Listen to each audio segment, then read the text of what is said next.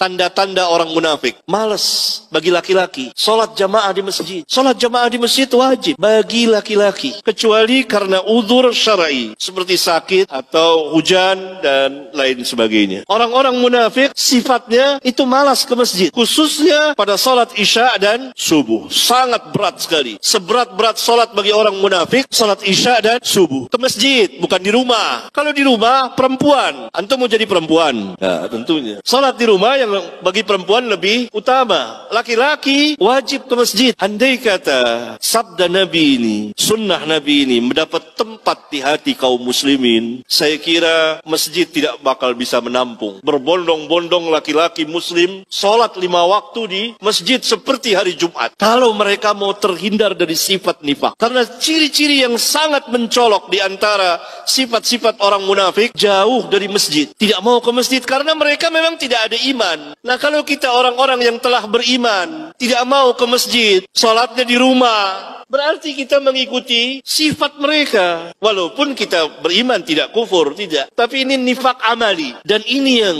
penyakit ini yang banyak, ya ini terjangkit kaum muslimin penyakit ini. Mereka sholat di rumah-rumah. Laki-laki sholat di rumah. Malu. Malu nggak? Malu nggak? Malu.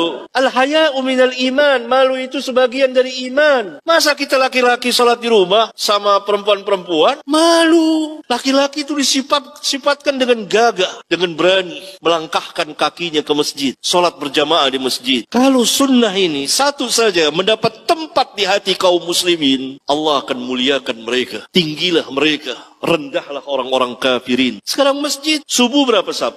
Rata-rata ya kan? Berapa saf? Ada seperti ini? Nggak ada. Padahal kiri kanan depan belakang puluhan ratusan rumah-rumah kaum muslimin. Dalam satu keluarga ada berapa laki-laki? Bahkan yang lebih ajib lagi, orang-orang tua justru ke masjid. Lihat orang-orang tua yang di bawah umurnya nggak ke masjid, tidur, salat di rumah. Kita lihat ya orang-orang tua kan, orang tua di usia 70 melangkahkan kaki ke masjid. Allahu Akbar. Kau yang muda, yang usia 30, 40 malu seperti wanita. Kan nggak mau kita dicap banci. Itu sifat orang munafik, dan itu harus dihilangkan dari kaum muslimin. Dan itu mengerikan bagi orang-orang kafirin melihat kaum muslimin memenuhi masjid-masjid mereka di 5 waktu sholat. Karena mereka mengikuti sunnah Nabi mereka, mengikuti manhaj Nabi mereka. Salat laki-laki di masjid, kecuali kalau uzur syar'i. Bahkan hatta sebagian kaum muslimin yang